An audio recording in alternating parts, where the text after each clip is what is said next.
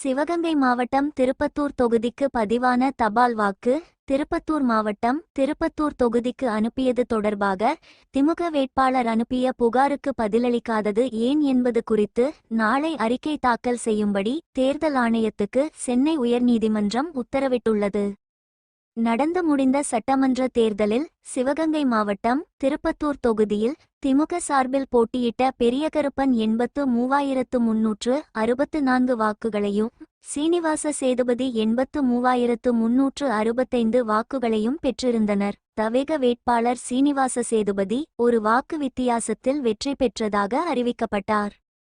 சிவகங்கை மாவட்டம் திருப்பத்தூர் தொகுதிக்கு பதிவான தபால் வாக்கை திருப்பத்தூர் மாவட்டம் திருப்பத்தூர் தொகுதிக்கு அனுப்பப்பட்டதால் அந்த வாக்கை மீட்டு திருப்பத்தூர் சட்டமன்ற தொகுதியின் கணக்கில் சேர்க்க உத்தரவிட வேண்டும் எனவும் அதுவரை சீனிவாச சேதுபதி 17வது சட்டமன்ற நடவடிக்கைகளில் பங்கேற்க தடை விதிக்க வேண்டும் என கோரி திமுக வேட்பாளர் பெரியகருப்பன் தரப்பில் வழக்கு தாக்கல் செய்யப்பட்டுள்ளது.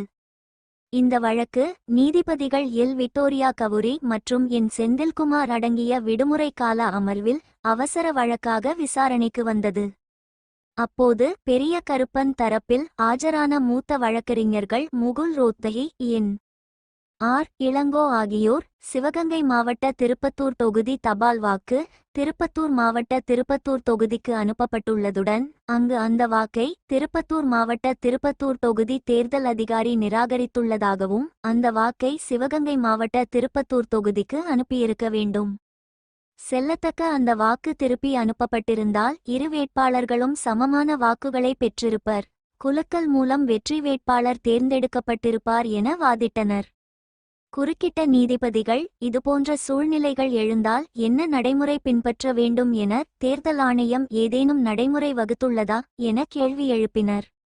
இதற்கு பதிலளித்த பெரியகருப்பன் தரப்பு மூத்த வழக்கறிஞர்கள் இது சம்பந்தமாக எந்த நடைமுறையும் இல்லை, இது சம்பந்தமாக தேர்தல் ஆணையத்துக்கு பல புகார்கள் அளித்தும் எந்த பதிலும் இல்லை என தெரிவித்தனர். தவேக வேட்பாளர் சீனிவாச சேதுபதி தரப்பில் ஆஜரான மூத்த வழக்கறிஞர்கள் அபிஷேக் மனு சிங்வி, வி.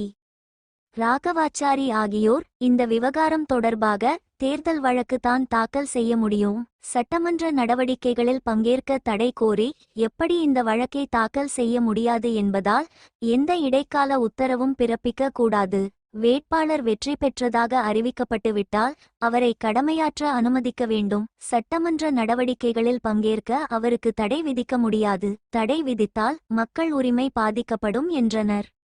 தேர்தல் ஆணையம் தரப்பில் ஆஜரான வழக்கறிஞர் கே. தருண் இது சம்பந்தமாக தேர்தல் வழக்கு தான் தாக்கல் செய்ய முடியும்.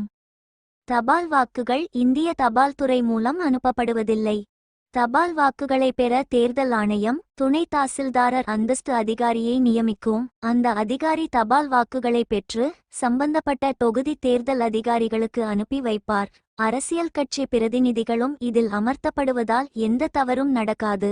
தபால் வாக்கு வேறு தொகுதிக்கு மாற்றி அனுப்பிவிட்டால் என்ன செய்ய வேண்டும் என சட்டத்தில் குறிப்பிடப்படவில்லை. தேர்தல் வழக்கு தாக்கல் செய்யும் வரை தேர்தல் தொடர்பான ஆவணங்கள் பத்திரப்படுத்தி வைக்கப்பட்டிருக்கும் என்றார்.